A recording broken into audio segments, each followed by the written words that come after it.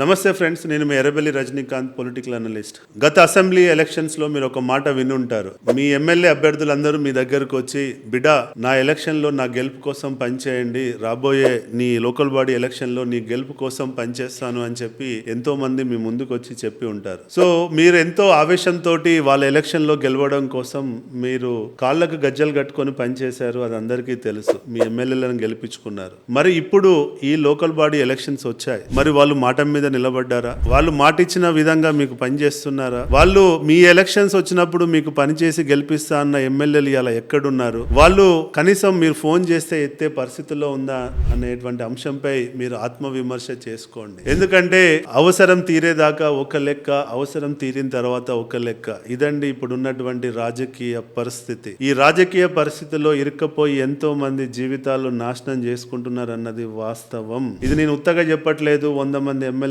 అతి దగ్గరగా పనిచేసిన తర్వాత నేను ఈ స్టేట్మెంట్స్ చెప్తున్నాను. ఎంతో అనుభవంతో, ఎంతో మనోవేదనతో నేను ఈ వీడియోని చేస్తున్నాను. 100 మంది ఎమ్మెల్యేలకు పనిచేసిన నేను ఈ రోజు ఏ ఒక్క ఎమ్మెల్యే కూడా నాకు ఫోన్ చేసి నా లోకల్ బాడీ లీడర్లను గెలిపించుకోవాలి రజనీ, వాళ్ళకి ఏం చేద్దాము, ఎలా చేద్దాము అని చెప్పి నాతో సంప్రదించిన వాళ్ళు లేరు. కనీసం నాతో మాట్లాడిన వాళ్ళు లేరు. వాళ్ళ ఎలక్షన్స్ లో ఎన్నో సర్వేలు, ఎన్నో ప్లాన్లు, ఎన్నో స్ట్రాటజీలు నాతో డిస్కస్ చేసిన వాళ్ళు ఈ రోజు తీరా వాళ్ళని నమ్ముకున్న కార్యకర్తల ఎలక్షన్స్ వచ్చినప్పుడు వాళ్ళు అన్నిటికీ దూరంగా ఉంటున్నారు అన్నది వాస్తవం. వాడు పోతే పోనీ, వానికి అనవసరంగా నేను ఎందుకు ఫోన్ చేయాలి, ఎందుకు మాట్లాడాలి, ఇప్పుడు మాట్లాడితే ఖర్చు పెరుగుతుంది, వాడు ఏదో అడుగుతాడు, నేను ఏదో ఇవ్వాలి అనేటువంటి అంశంతో, ఖర్చు పెట్టొద్దు అనే ఉద్దేశంతో, వాడి కర్మ వాడి ఎలక్షన్ వాడు చేసుకుంటాడు లే అనేటువంటి ఆలోచనతో ఇవాళ చాలా మంది ఎలక్షన్స్ కి దూరంగా ఉంటున్నారు అన్నది వాస్తవం. ఇది మిత్రమా మీరు అర్థం చేసుకోవాల్సింది. వాళ్ళ ఎలక్షన్స్ లో నిద్ర లేక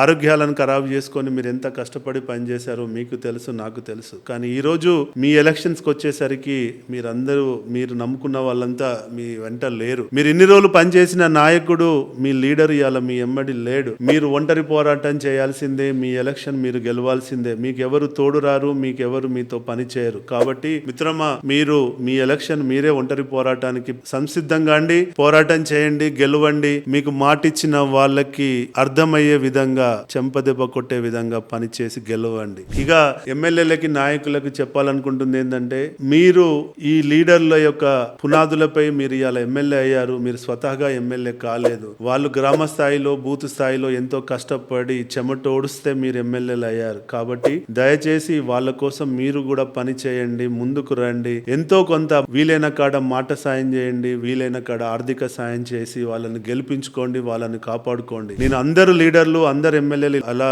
చేస్తున్నారని చెప్పి నేను చెప్పట్లేదు. కొంతమంది మాత్రం అలా చేస్తున్నారు. వాళ్ళ కోసం ఈ మెసేజ్ అంతే తప్ప అందరి కోసం కాదు. కొంతమంది ఎమ్మెల్యేలు వాళ్ళ గ్రామ స్థాయి నాయకులను కాపాడుకోవడం కోసం కష్టపడుతున్న వాళ్ళని కూడా చూస్తున్నాం, ఖర్చు పెడుతున్న వాళ్ళని కూడా చూస్తున్నాం. నేను వాళ్ళని విమర్శించట్లేదు. ఎవరైతే చేయట్లేదో వాళ్ళని విమర్శిస్తూ ఈ వీడియోని చేస్తున్నా. కాబట్టి దయచేసి మీ గ్రామ స్థాయి నాయకులను కాపాడుకుంటేనే మీకు భవిష్యత్తు. నాయకత్వం లేకపోతే మీరు వర్కౌట్ కాదు, మీ భవిష్యత్తు ఉండదు. కాబట్టి దయచేసి పాయింట్ను మైండ్ లో పెట్టుకొని ఎలక్షన్ కి మీ గ్రామస్థాయి నాయకులకు సహకరించగలరని చెప్పి విజ్ఞప్తి. జై హింద్.